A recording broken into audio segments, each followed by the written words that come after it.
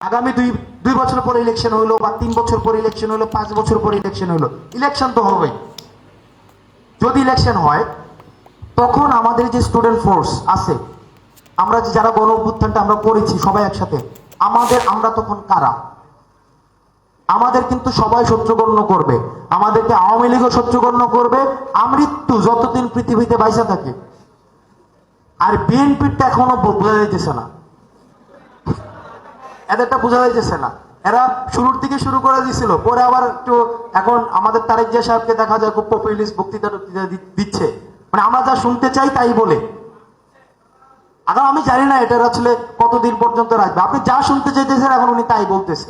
উনি বলছে যে 2বারের বেশি প্রধানমন্ত্রী থাকা যাবে না, তারপরে হচ্ছে 2 কক্ষ বিশিষ্ট কি হবে, 35 করে দিবে।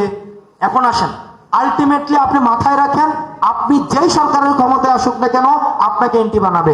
আবার প্রশ্ন আপনাদের কাছে, আপনাকে যদি এন্টি বানায় তাহলে আপনার সেফগার্ড কি?